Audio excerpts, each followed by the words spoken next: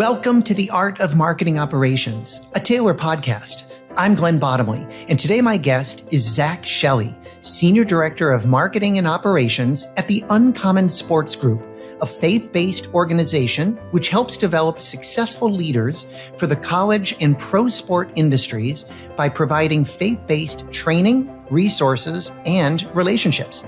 Thanks for joining us today, Zach. I'm excited to be here, Glenn. Thanks so much for having me. Absolutely. Well, Zach, building a good process is one of the most crucial aspects of marketing operations.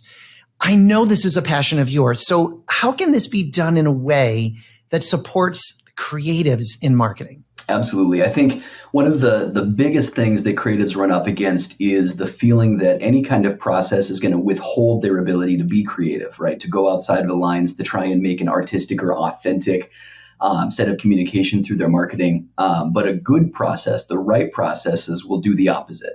You know, if we think about the kind of freedom that comes with bumper bowling, for example, you can be a lot more silly having fun with the family if there's bumpers and you're not putting things into the gutter all the time. And so I think that's the same thing with marketing. And with marketing operations is by providing appropriate guardrails, you're actually increasing the amount of freedom that a creative can take while making sure that they get to play well within the area. If you've got a dog that you don't feel comfortable being off leash, bringing them to an area, a dog park, for example, that has a gate, maybe it's a ways away, is a good way of making sure that they're getting as much fun as possible and that you're getting as much fun as possible, while still knowing that there are guardrails to make sure that people continue to be safe. Probably not a perfect metaphor, but those kind of aspects of these are the guardrails that we're putting in place. Now you get to go crazy from within that and make sure that you're still being highly effective, highly free, and not restraining the results while still making sure that everything is funneling in a safe and effective way, I think is incredibly necessary to any marketing team long term. Mm-hmm. I like that metaphor. That is an interesting one. So then once you have set up those guardrails, then how do you then as a leader sort of distill down processes just to those essential components to allow people to thrive? Definitely. I think the people will always function well in environments that they trust. And so making sure that there are pivot points that encourage discourse, that encourage understanding, that you are fostering a community or a culture of open communication, that people aren't afraid to share ideas, I think is a big part of it. And so easy steps: define the goal, right? Create to the goal, and then have a open and honest review process before whatever your distribution steps are, I think are the key, right? You want your creatives to feel like they're in an environment that can allow them to be authentic, that's going to support their authenticity. If you've got good subject matter experts, you want them communicating from the content, not to, an end goal. If you really want them to be able to shine. And so letting them know what the expectations are ahead of time is important, letting them know what the timing is, and then keeping the communication core to it, right? What are we trying to say? What are we, who are we speaking to? And then where are the areas where we know that we're going to have conflict in each of those areas? So is that going to be technical conflict and making sure that we can provide the appropriate tools and, digital tools to be able to make sure that things can get distributed okay? Do they have access to the appropriate tools to create? Is that going to be beneficial? And then making sure that anytime there is a point that could cause problems, there's some kind of a process in place to address that and just make sure that either there is no problem, or if a problem arises, the whole team knows that this is a spot where we can stop for a minute, discuss the appropriate solution, and then move things forward. And those points, I think, are the most important part of the process to make sure that no one is caught unawares, no one has incorrect expectations, that everybody's on the same page. Yeah, that makes perfect sense. And I'm reading a little bit into your response there too, that it feels as if I think what you're getting at is that there is sort of the what in terms of what you're trying to achieve, what you're trying to create, et cetera. And then there's the how. And so those two components sort of being a key aspect or two key aspects of a marketing operations function. So can you talk a little bit about then, what is the what more important? And if so, why?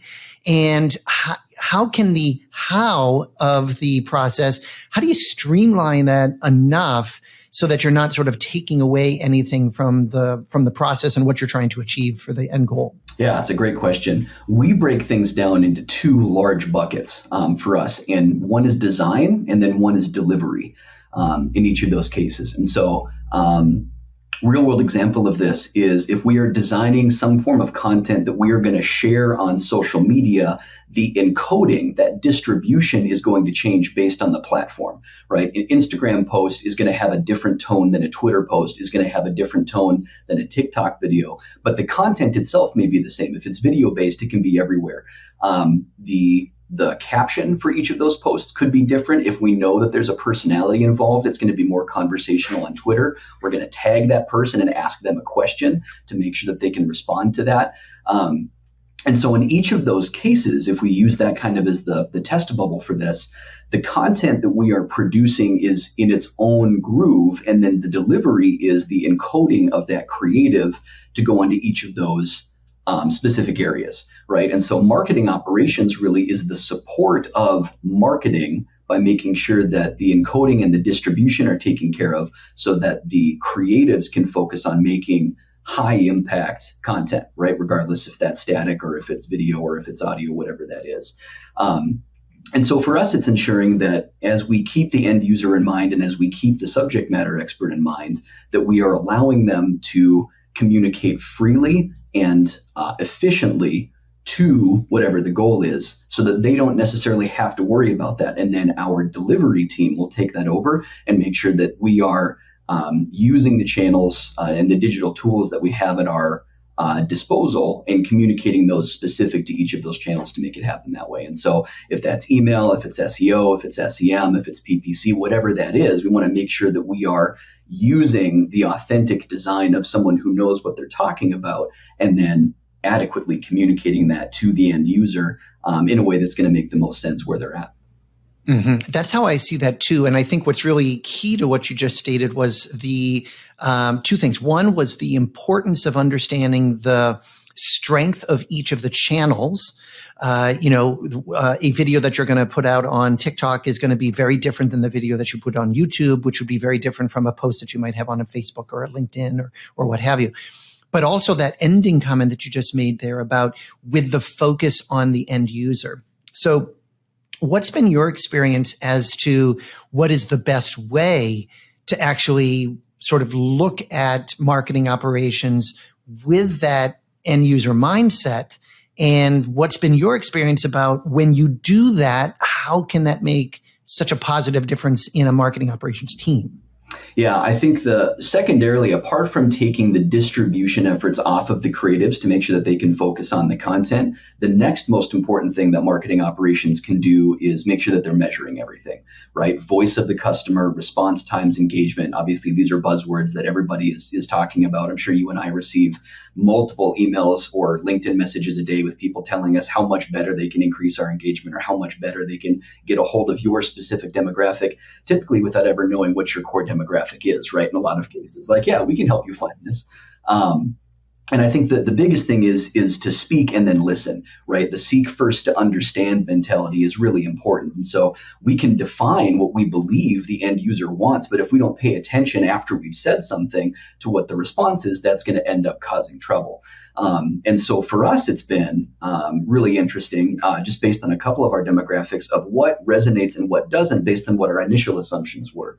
People wouldn't be paying attention to us if they weren't interested, but the highest engagement posts, the highest listened to podcasts, the highest watched videos aren't always the ones that we expect. And we can strike some interesting chords with some of those, and then understanding what those needs are and then communicating that back to the creatives typically creates its own content, right? More often than not, subject matter experts and the core demographic are aware of what those buzzwords are, but finding the specific avenue that people want to be able to interact with those is very, very important. And so the listening is by far listen, measure, right, and then go back to the drawing board and see what else needs to happen. We've spun blog posts that we kind of were throwaway into entire hour-long podcast episodes, and then into multiple follow-up blog posts, because all of a sudden people wanted to know about this, based on an assumption that we made that it was important. We didn't know how important it was to our listeners or our members or the other demographic that we were going for. And we found new followers and new people who were interested. And if that happens a couple of times, then you know that you've got a couple of core concepts that you can rely on to drive engagement and to make sure that you're still building upon that relationship. Obviously, you don't want to overuse it. Something can be mini viral just as soon as it can be gone. And so making sure that you are providing new and fresh content as you go is important. But if we're not listening, then what reason do we have to be marketers, right? We're just throwing content out into the world and saying that we're creators without actually understanding what are the needs of the people that we're attempting to market to. It's an excellent observation and very, very astute to think about the importance of, not only that end user, what the market, your listeners, your users, whoever is your audience, and making sure that you create space for feedback and create space to listen, to then modify. And to your point, that could be a great way for you to reuse content, a great way for you to focus in or defocus in a certain area. I think that's very, very powerful.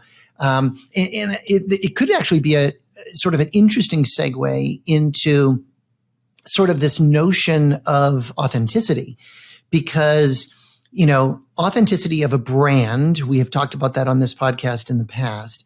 But having proof points in the market, driving relationships with, your audience, your customers, et cetera, is so key. And I know that when you and I have chatted in the past, I know that sort of this concept of authentic messaging is important to you. So can you share just a little bit more as to why is that so important? And if a company can incorporate that in their messaging and in their brand strategy, in their organizational strategy, why can it make such a difference? Yeah, I think, users, the customers or whomever are becoming more and more informed daily, right? That's not a surprise. It's been that way for the last decade plus. And people are finding brands that they align with, on multiple levels, right? That's a big part. That's something there's been tons of white papers about it. It's been a core discussion point in lots of marketing, distribution and journalism and discussions. And I think one of the things that we need to remember as marketers is it's not always the flashy stuff that works, right? There's a reason why Reddit and Craigslist and Amazon and Facebook and Google, who are technically fairly ugly sites, are consistently being visited, right? Usability is high, authenticity is high in a bunch of those areas. We can debate the authenticity of Instagram or TikTok filters and that sort of thing, and all of the socioeconomic right, distorted faces and yeah, exactly. And so that's something to be aware of. But I think people want to know, what is the brand actually thinking and feeling, right? What is the personality behind that? And I think giving brands a personality that matches what they are trying to accomplish is important.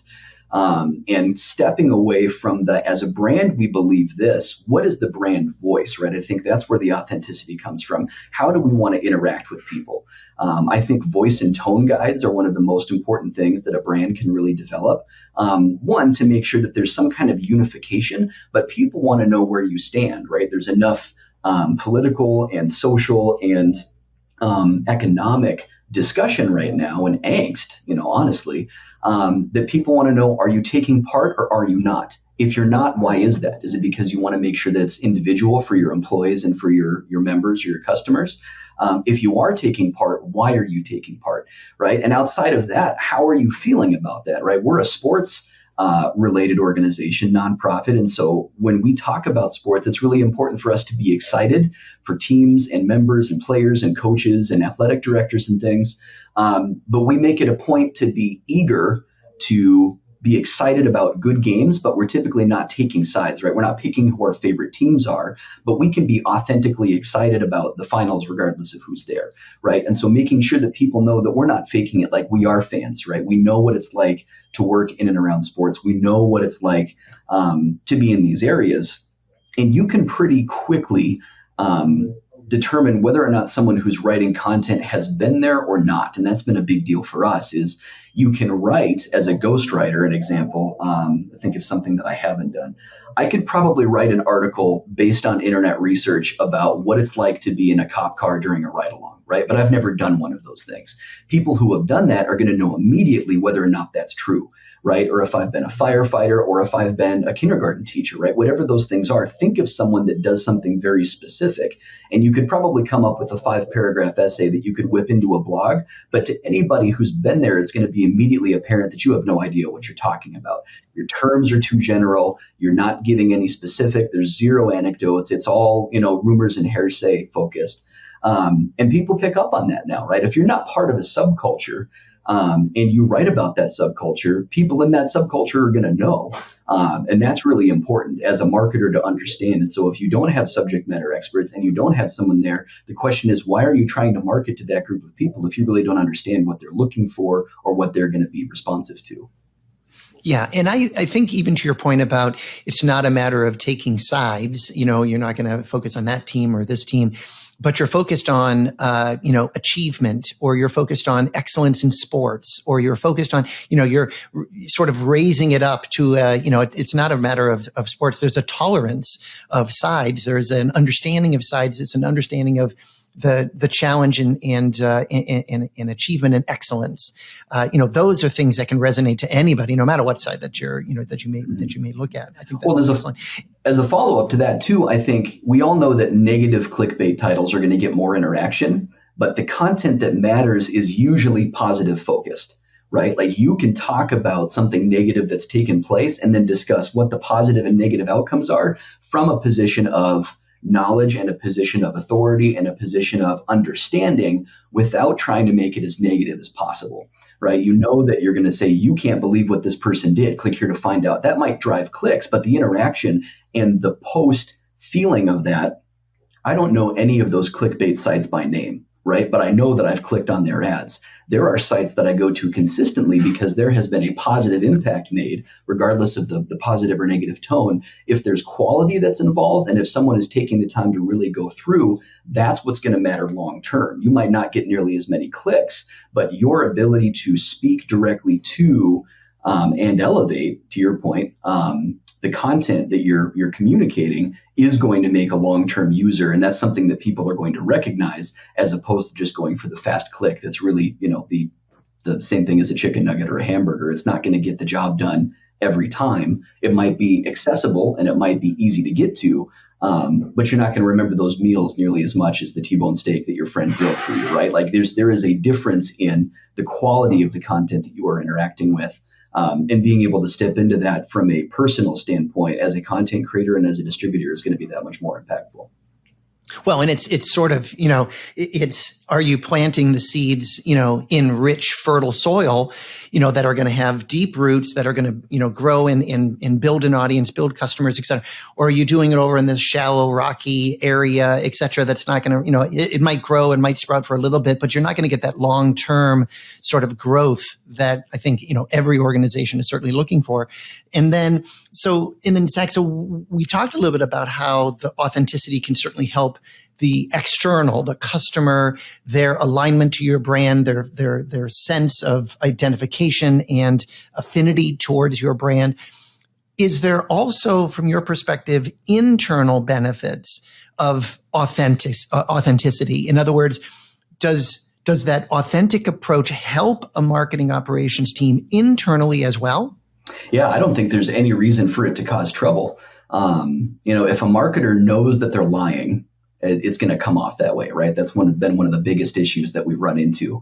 And I think people who are, I'm trying to think of a good way not to insult any brands out there. If you go into a Payless shoes, right, you know the kind of product that you're getting. If you go into a Dunkin' Donuts, you know the kind of product that you're getting.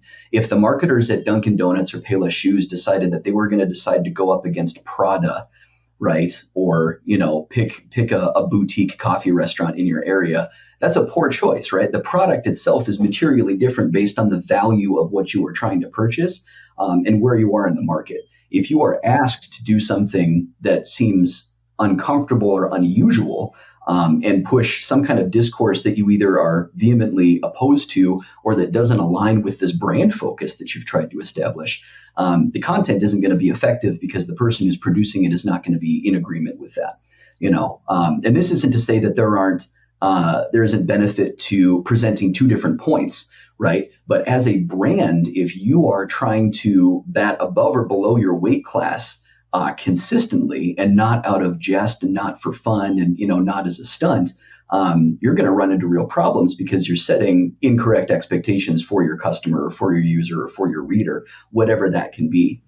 And so they have some expectation, and then it's a disconnect, an incongruous experience that's like, this is not what I was expecting. Right. Absolutely. And so, if I painted myself off as an NBA player on a podcast and then people finally saw who I am, I'm a 5'7" ex-football player that couldn't play in college. Why would I assume that I'm going to be able to speak to someone who's been playing in the pros, right? That's not authentic. That's not going to go anywhere. That's going to damage relationships. And get me in trouble and get me mocked, right? And brands do that kind of thing all the time. We are going to present a persona that we're not, right? For whatever reason, right?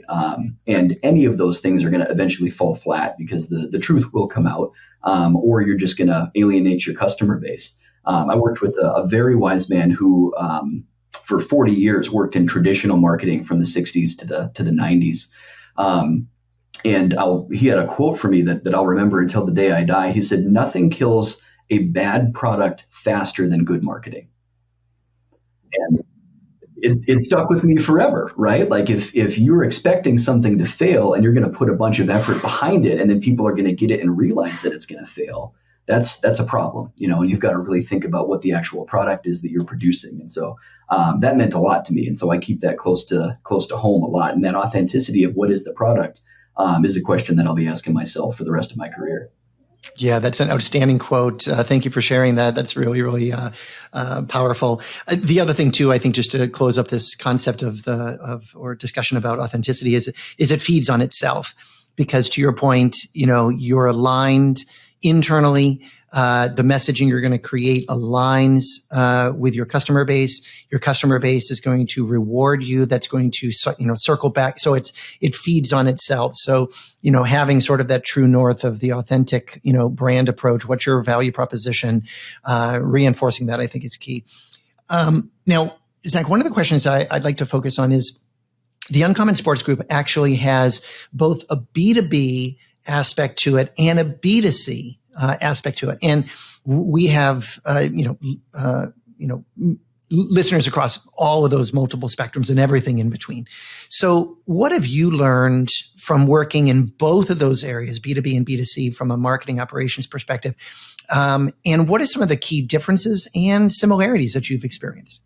Yeah, it's going to sound a little cliche, but customers, B2C, are going to remember how you made them feel, right? Where's the excitement?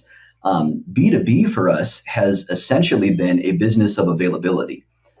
Businesses typically don't want to have conversations about new contracts. They're pretty comfortable with what they've got most of the time. So how do you show up when you're wanted and then not at all, apart from that? So when you're speaking to a business, it's been just ensuring that people know who we are and know that we exist. We don't do a ton of really hard selling. We present several things as a service to athletic institutions and make sure that they know that we're here. But if you have a service that is really going to benefit the business, making sure that you state as simply and as easily, what is the value prop? What are you going to do for them? And what do you get out of it is key. I think, again, you look at the super typical pitch emails that are just constant. I think I've already had 20 or 30 today. And a lot of those don't come with any kind of understanding of what I'm doing, what my goals are, or what's happening. There is a lot of just very general discussion about, we're going to benefit you because we can do these three things. And I can guarantee 99% of the time you could not do those things. We've already explored those things. In some cases they haven't worked, or you would have to produce a miracle in order to do better than we are in a couple of these cases. And so just saying, this is what we do. If you need it, we are here to accomplish that.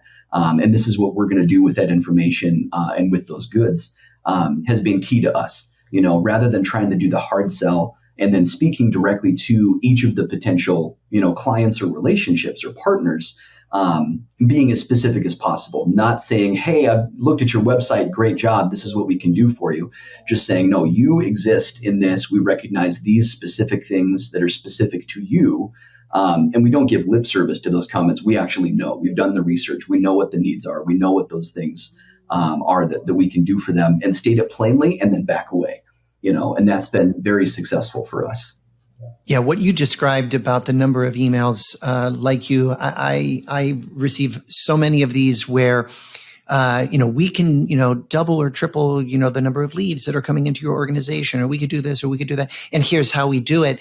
And then to your very point, we've already tried, every one of those techniques, and they don't really know anything about our business. And yet, wild, commitments and, thoughts in terms of the value that they would be able to provide to the organization without really even understanding anything about the business, I think is key.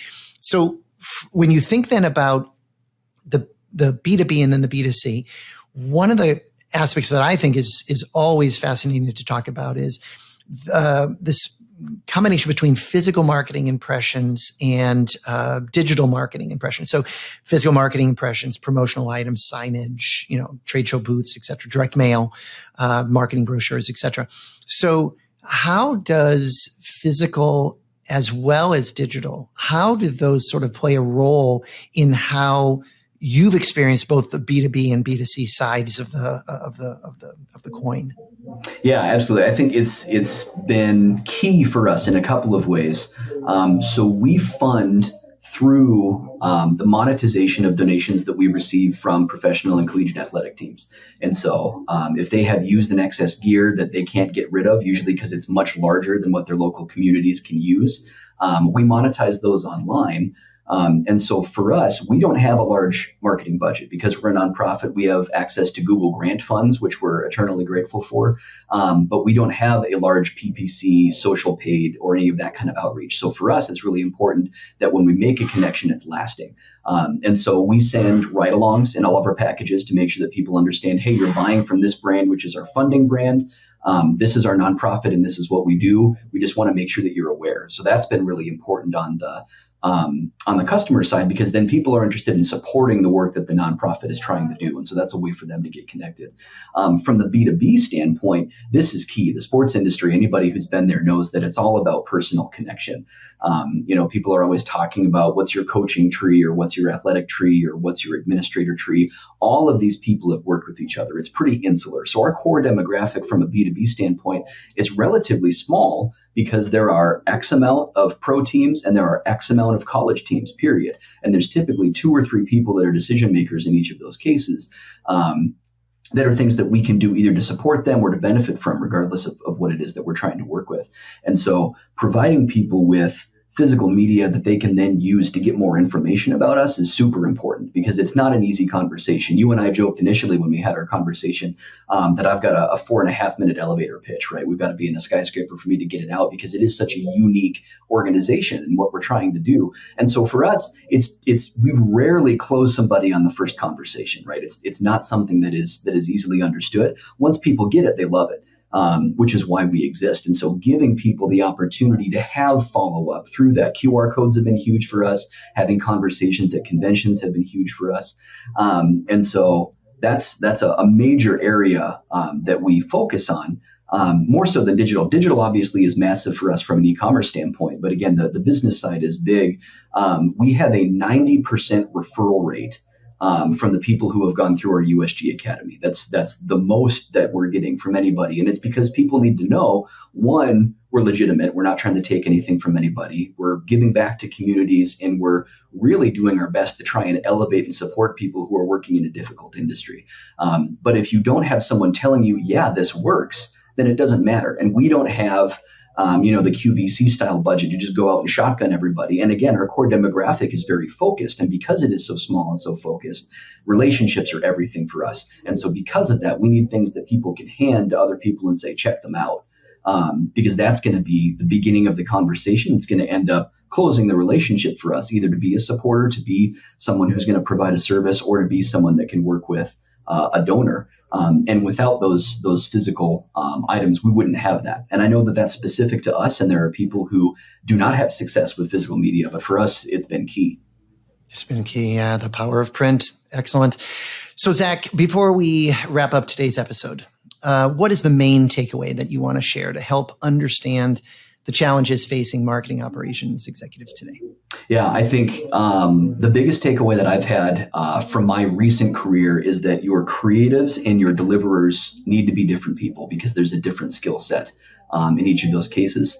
And by building a process that is going to support your creatives and allow your deliverers to be sharing the best, freshest, most authentic content, and then analyzing what's coming back is the thing that's going to create the best, most efficient, and most effective discourse for the organization. If you're asking a creative, high creative, to do all of the analysis themselves, then go back and have a conversation about what they're going to do differently, that can be really discouraging for them. And if you're asking someone who's a natural analyst to try and come up with something creative, you may have a unicorn on staff, and if you do, great. I'm glad that you do. But more often than not, these people have differing skill sets, and they can work really well together. So creating processes that is going to foster beneficial discussion between those in a safe and trust-filled environment can really do amazing things for your brand. Love that. Thank you so much, Zach. This wraps up this episode of The Art of Marketing Operations. Thank you so much for joining us today, Zach. That's been a pleasure, Glenn. Thanks so much for having me. Absolutely. Until next time, stay safe and take care. Thank you for listening to The Art of Marketing Operations, brought to you by Taylor. Don't forget to hit subscribe in your favorite podcast player. If you enjoyed this episode, please rate, review, and share. Until next time.